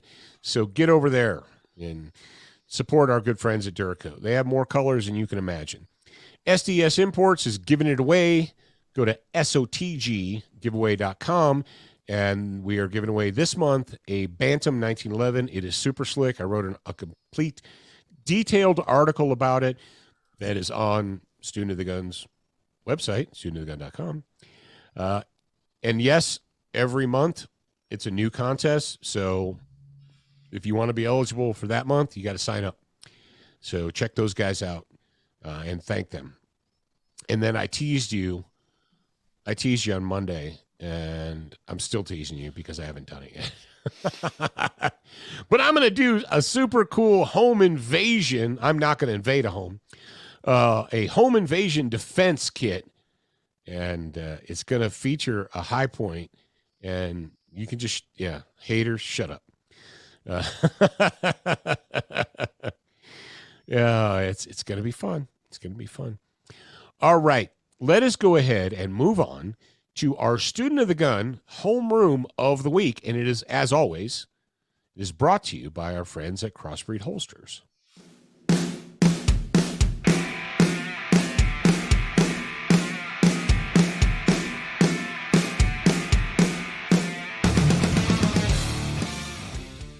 And I just realized I didn't play the Christmas music in the background because Oh, you didn't. Aw. You freaking freak. I was trying to keep it concise. Oh, I don't. You did a good job with that. Good job. Yeah. Okay. So, first things first. If you want a made in the USA, high quality, top quality holster to carry your gun in, and you should go to Crossbreed Holsters and use the promotional code SOTG. You're going to save some money. You're going to get a high-quality holster. You're going to be a happy camper. Hey, we didn't talk about my review that I did for Shoot On the radio, did we? New. No. Okay. So our friend Rob over at Shoot On, he contacted me, and he said, hey, you've been carrying a Crossbreed for a while. And I said, yeah, I've been carrying one for a minute. He said, would you write a review for me about pros and cons of IWB and OWB? And I said, sure, I will do that. So I did it, and it's out. And it's available right now, and I just dropped the link into the show notes. So if you're thinking, you're like, I don't know if I should do an inside the waist and outside the waist, whatever, what's the pros, what's the cons, and what am I going to get from a Crossbreed? Okay, there you go. It's a detailed information, and it's available to you, and it costs you nothing. So have a good time with it. All right. Oh, man. I saw this article popped up on my news feed, and I thought, I've got to talk about it because, well, some people say things are problems, and I don't see them as problems. I see them as opportunities. When some people see problems, I see opportunities. Jared, will you dive in and give us the deets on this? Yes. It is from November 10th, 2021. WDSU.com says wild hogs are growing concern for New Orleans East residents. State wildlife officials say feral hogs cause $76 million every year in agricultural damage and can populate quickly. That is very true. They can do that. Yeah, they do. Residents in one New Orleans East neighborhood are trying to dig up a solution to a growing problem. Wild hogs are spotted when it's dark, coming out of the wooded area and grazing yards for food. WDSU cameras caught the hogs in action, leaving behind a big mess. Yeah, these suckers, they leave nasty messes too. I love how they were able to take their cameras out and video them. Yeah. So like, New Orleans East resident Galen Soublé said of the issue, quote, "This I didn't know they were capable of.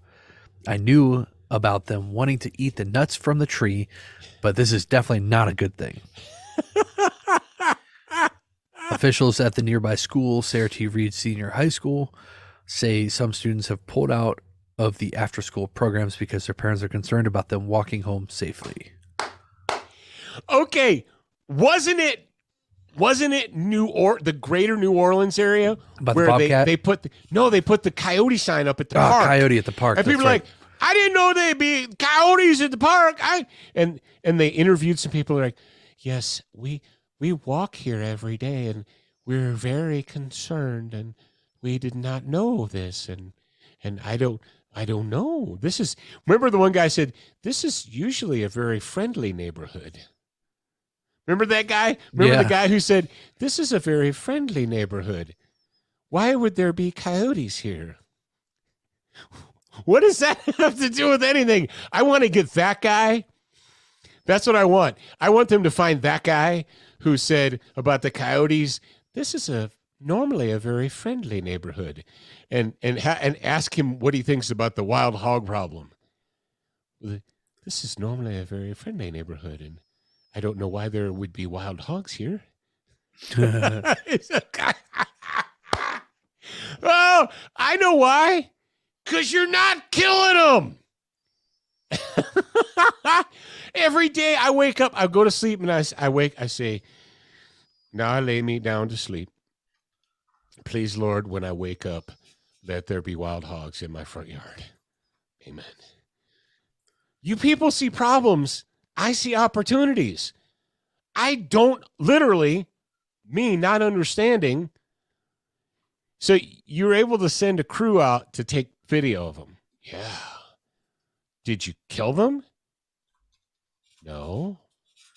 Well, why? Well, you just can't kill them.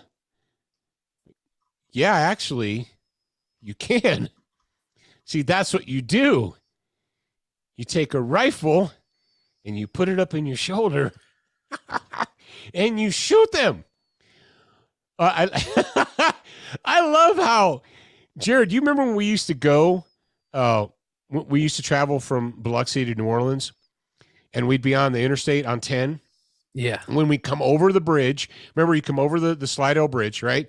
You come down, and then off to the, as you're going into New Orleans, there was a sign on the left that said New Orleans East. Remember that? Yep. So that's where this is. And people are like, there's nothing but swamp around there. There's swamp and marsh and breeding ground for wild hogs, right?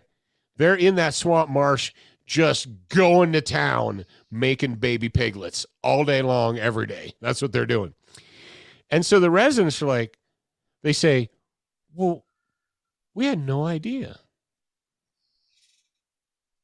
Where have you, what? All right, help me out, Jared. In the United States of America, has anyone previously reported on the feral hog population? No. This is the first time, right? First time ever in the history of humanity. They appear like, what? This is what? Since when? Since for decades. Literally every couple of years, they do a wild feral hog news report on 60 Minutes or CNN or 2020 or whatever. I mean, go to your search engine and type in feral hog and see what you get. It's nothing but wall-to-wall news stories. And this dude, did you watch the video of the bald black dude? And he's got his Channel 6 microphone, and off in the background, there's pigs behind him. Is that something Zach can play on here? Why isn't that dude shooting him? I don't know why. Zach, is that something you can play? Probably. Yeah, let's go ahead and play it. It's the first video at the very top of the story, correct? Yeah, it's fun. It's fun. So while you're doing that, Zach, let me know when you're ready. I just wanted to mention that in season 4, episode 12 of Student of the Gun TV, we did a segment on helicopter gunnery school, which is where Dad and I went to Texas. Yeah, we learned about not only how to helicopter hog hunt or hog hunt in a helicopter, but we learned about the hog population and how quickly they can reproduce and the damage that they can do to agricultural and in golf courses even. And that's when that is when things start to happen. That's when people get mad. That's when they're like, oh, we got to kill these things. As soon as your mayor and the city council, when they can't tee off because the hogs have screwed up the fourth green or the first green or the ninth hole, when that happens, then it becomes a crisis. They're like, whoa, we got to do something. Brett Loy says pew pew pork roast. Yep. Oh man, it's cray to me that people act like they're surprised by this. Like, when did this start happening? Supplies. Supplies. I think video is ready. All right, play it. What a mess. Wild hogs leaving behind a lot of damage to yards, and it's making residents worried in one New Orleans East neighborhood. That's right. Wildlife agents tell them there's a few solutions to the problem, but it all comes with a cost. Our Sherman DeSalle joins us live from the location to show us exactly what folks out there are dealing with. Sherman. Yeah, we can actually show you in real time. I feel like I'm in National Geographic. Take a look. A couple of them are appearing right now, and they're popping back towards the woods because they hear a car coming. But, you know, this isn't far from the Six Flags site. So some residents, they know that living here comes with seeing some wildlife, but it's only the hogs that leave behind this much damage and worry. So if you can get a camera on them, residents in holy this cow. New Orleans East neighborhood are trying to dig up a solution to this growing problem. Wild hogs are spotted often here, coming out of the wooded area and grazing yards for food. Our cameras caught them earlier this evening. They leave behind a big mess, something Galen Soublé was not prepared for. This I didn't know they were capable of, or, you know, I knew about them wanting to eat the nuts from the tree, but this is definitely not a good thing. Officials at the nearby school, Sarah T. Reed, say some students have pulled out of their after-school programs. Their parents concerned about them walking home safely. This type of grazing behavior is typical for the beast and can get aggressive with humans if they feel threatened. State wildlife officials say feral hogs cause $76 million a year in agricultural damage and can populate really quickly. Current laws only allow a few solutions to the problem. Recreational hunting and trapping is allowed by private landowners. The hogs can also be shot at night with proper licensing, but with permission from law enforcement ahead of time. If you choose to harvest the meat, it must be done safely. Some neighbors tell us they've been recommended by agents to purchase fencing for their property, but that's not something they can afford. They're hoping the problem dies down on its own, but staying aware of their surroundings in the meantime. I can probably speak on behalf of the homeowners that this is particularly alarming and concerning for them, you know. So we need something done about it. Yeah, that's crazy. So for the amount that you spend on a fence to fence in your yard, you could buy like 10 AR-15s and shoot those suckers. Well, I love how they're like, well, you need to get permission, special permission from the king before you do anything. You serfs and peasants, you need to make sure. And it says only private landowners. Now, hang on a second. If I own a house and I have a half acre or a quarter acre backyard and there's a hog on it, am I not a private landowner?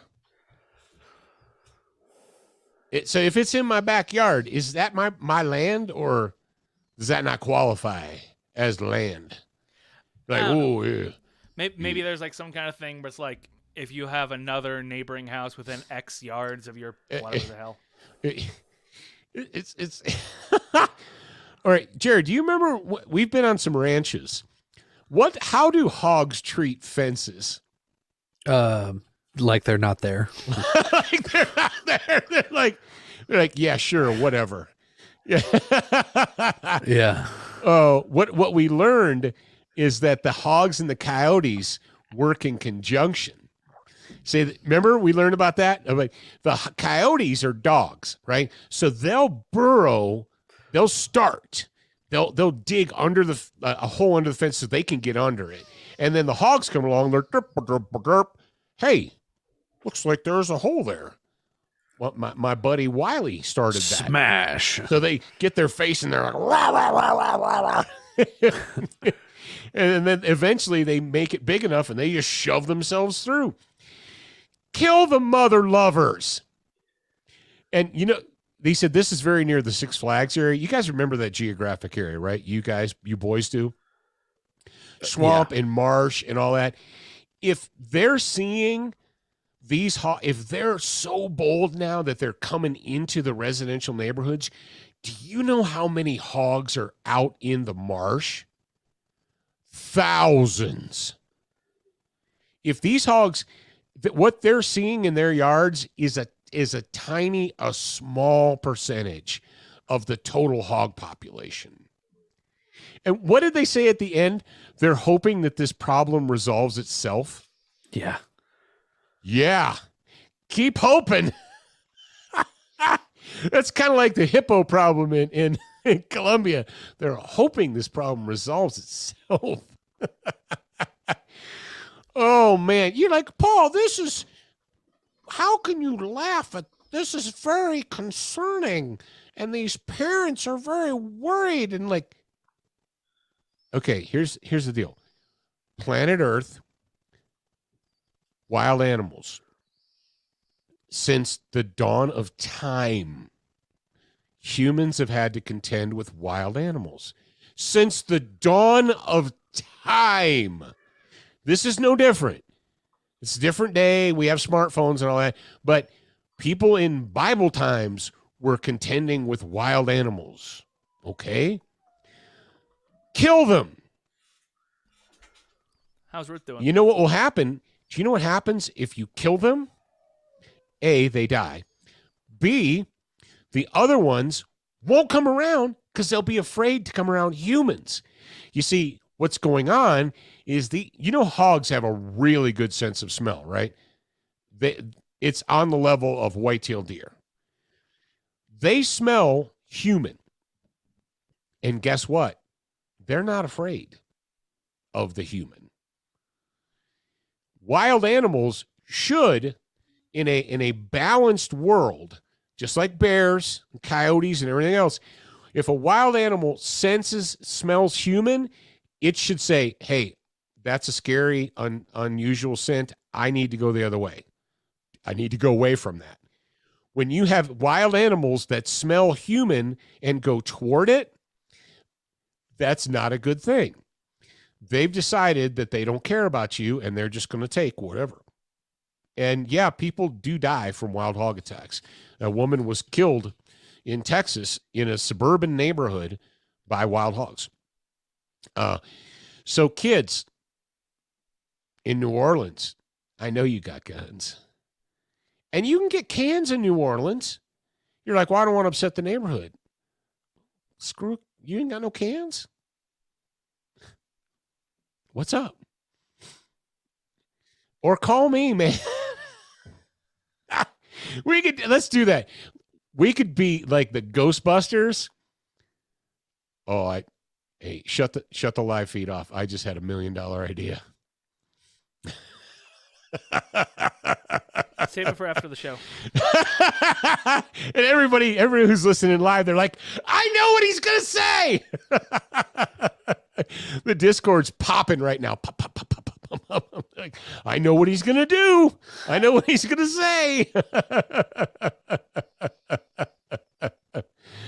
Oh, Brett Loy says, wait till people start smacking them with their plastic cars. Oh yeah, a 250-pound, 300-pound boar or sow against a Honda. You guys have all heard crashes, right? When the fiberglass comes apart, the sound of fiberglass coming apart. Yeah. Crack into a 200-pound boar with your Toyota. It's not going to go well for you. Now, it'll probably die, but it's not going to go well for your car. Oh. I love wild animal stories, and I love people who don't know what to do. There's wild animals. What do we do? This has always been a very friendly neighborhood. They didn't have that guy. They couldn't find that guy this time. It's always been a friendly neighborhood. This has always been a very friendly neighborhood. I don't understand how there's coyotes here. And now the coyotes are over in the corner like, last year you were worried about us. Now you got hogs. Maybe you guys need to nut up and start killing some of these things. You notice what they didn't say in the news story? They said, well, we asked Fish and Game wildlife officials, and they told us. You know what they didn't say? I didn't hear them say they're going to step up hog killing in the neighborhoods. Why isn't Fish and Wildlife going out and killing these things? What do you mean, Paul? You want them to do that? They don't get paid to do that. They get paid to offer advice like, make sure you put your food in a smell-proof container. Oh, you kids, you making me laugh out loud. Oh, you making me laugh out loud. All right. So, we have come to the end of today's show. Tomorrow, now I'm talking Days of Future Past. This is Student of the Gun episode 1109er, which will air to the world on 11/24, which is the day before Thanksgiving.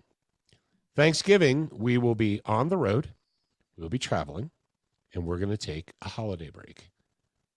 You're welcome. Holiday. But we are going to give you a Friday bonus episode. So what we're going to do is we are going to... How long of a break do you guys need? Like You 10. boys. 10 minute. We're going to take 10 minute. It's 11:21, so we'll be back at 11:31, and we will, if you want to jump over to the Discord channel, we'll be doing the Friday episode, which is Communists and the Racist Boogeyman. Indubitably. And we're going to talk about why it is that liberals can get away with reckless gun handling, but you can't. All of that and more on our super cool bonus episode. So, Jared, if they want to jump in there and join us, how can they do that? Go to getsotg.com. Join the grad program. You can do the 30-day trial if that's what you want to do. You can try it out for 30 days, but join it today. And we're going to jump onto this live stream for the grad program only in 10 minutes. All right, remember, you're a beginner once. You're a student for life. We appreciate your reviews. If you haven't left a review or updated yours recently, head on over to Facebook, iTunes, Stitcher, iHeartRadio, or your favorite podcast player to voice your opinion. Don't forget to join us at the Student Lounge, a place for like-minded individuals to learn, connect, and support each other. No chicanery will be tolerated. Remember to check studentofthegun.com daily for new, free content and giveaways. Watch, listen, read, shop, and connect at studentofthegun.com. Are you a social butterfly? Connect with us on Instagram, Facebook, and Twitter for new content each and every day at Student of the Gun. Watch Student of the Gun TV and videos from our trusted partners on Roku, Apple TV, Amazon Fire TV, Chromecast, and even AirPlay. Go to studentofthegun.com for direct links, and remember, you're a beginner once, a student for life.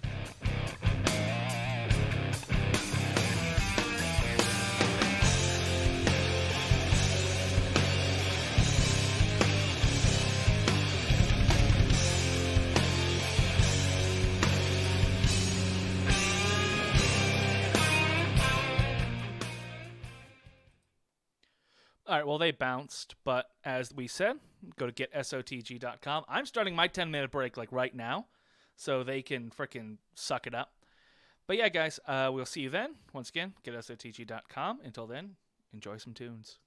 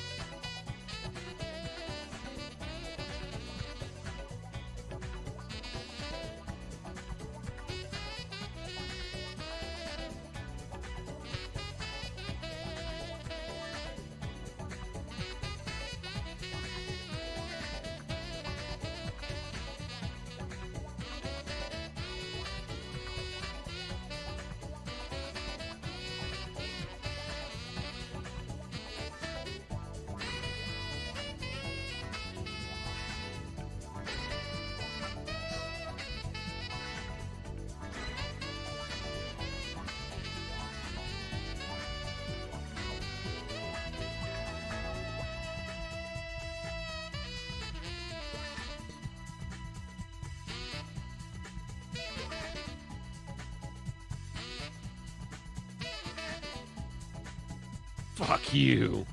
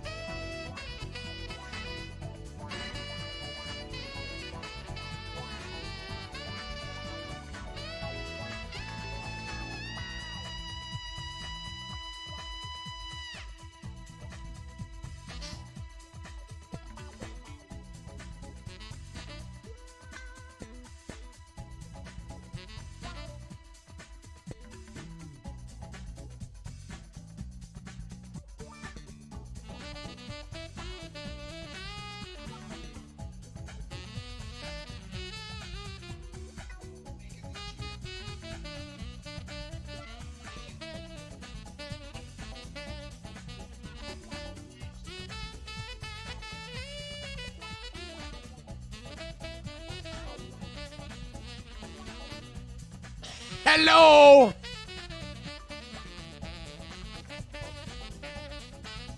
Hi, baby.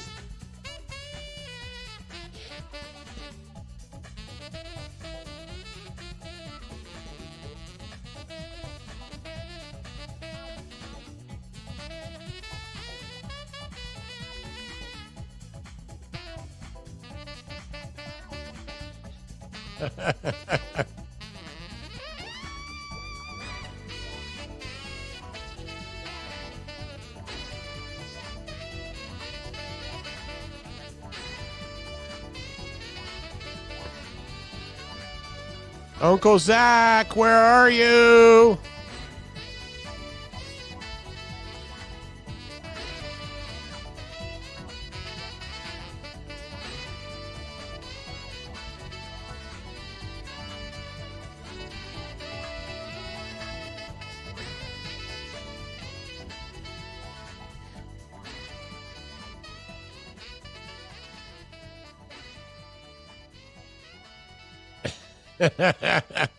Uncle Zach.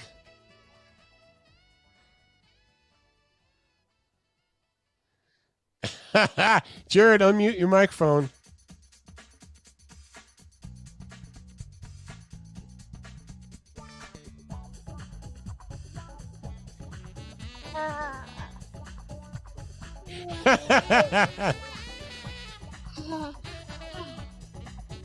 Daddy, that's in there. Hey, baby.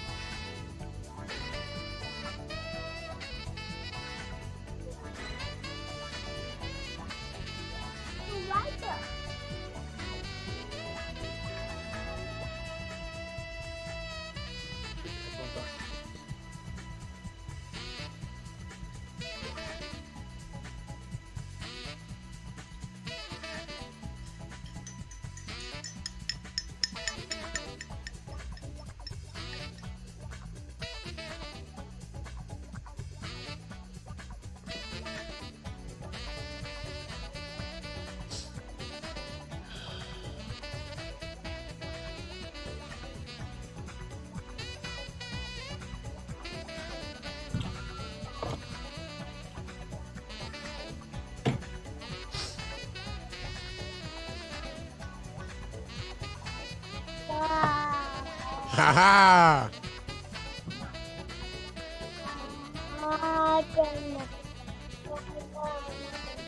Oh.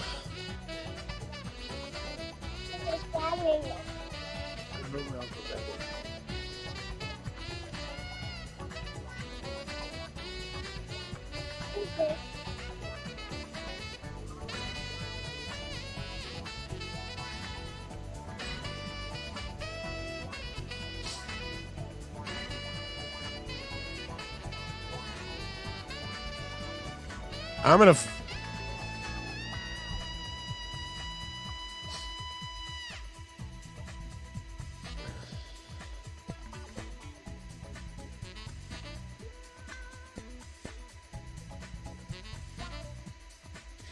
Baby girl, Zachary, you shithead.